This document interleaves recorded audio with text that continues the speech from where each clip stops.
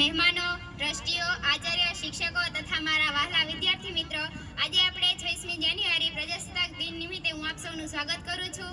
26મી જાન્યુઆરી પ્રજાસત્તાક દિનની ઉજવણી નિમિત્તે પહેલાં તો હું બંધારણના રચયિતા અને શહીદ થઈ ગયેલા વીર જવાનોને દિલથી પ્રણામ કરું છું.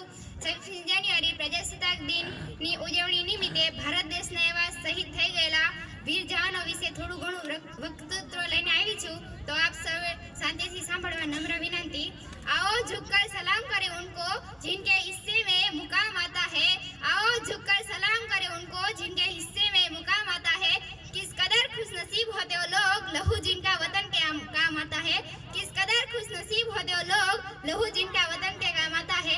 તો આજની અમારી સ્પીચ શરૂ કરતા પહેલા મારો તમને એક સવાલ છે કે આપણામાં દેશભક્તિ કેવી છે અને કેટલી છે? શું આપણામાં દેશભક્તિ ખાલી દેખાવ માટે છે કે પછી ભગતસિંહ, સુખદેવ, રાજગુરુ, ચંદ્રશેખર આઝાદ, સુભાષચંદ્ર બોઝ જેવી છે કે જેને સૂત્ર આપ્યું હતું કે તુમ મુझे खून दो मैं तुम्हें आजादी दूंगा?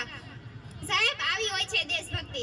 દેશભક્તિ કરવી એટલે બોર્ડર પર લડવું જ નહીં, પરંતુ ભારતના એક સારા નાગરિક બનવું ને એને પણ દેશભક્તિ જ કહેવાય છે.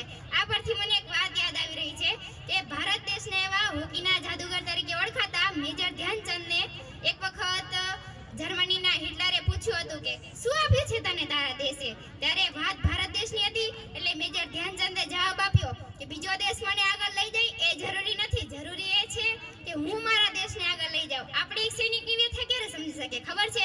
આપણે એક સૈનિકની વ્યથા ત્યારે સમજી શકીએ કે જ્યારે ખુદ આપણે એક સૈનિક હોય. તો આપણે જ્યારે માની લઈએ કે આપણે સૌ એક સૈનિક જ છીએ, આપણે એક બોર્ડર પર લડી રહ્યા છીએ, કારગિલની ઊંચી ટેકરી પર જ્યાં -15 ડિગ્રી જેટલું તાપમાન હોય છે, અને કાલે ઘરે જવાના છીએ, હેડ ઓફિસે ચિઠ્ઠી આપી દીધી છે, ઘરના સભ્ય ખુશ છે અને આગળથી આવતા આતંકવાદીઓ હુમલો કરી દેશે. તમારા ઘરના સભ્યને કોઈ સંદેશ આપે છે કે તમે બોર્ડર પર લડતા લડતા તમારું મોત થઈ ગયું છે, ત્યારે એક વૃદ્ધ પિતા જેનો એકનો એક પુત્ર અને માતા તો આ સહન જ ન કરી શકે, અને બહેન કે જેની રાખડી તૂટી જશે, અને તમારી પત્ની તો પાગલ જ થઈ જશે. તો આવા એક વીર શહીદો વિશે આપણને ખરેખર દિલથી પ્રણામ કરવું જોઈએ.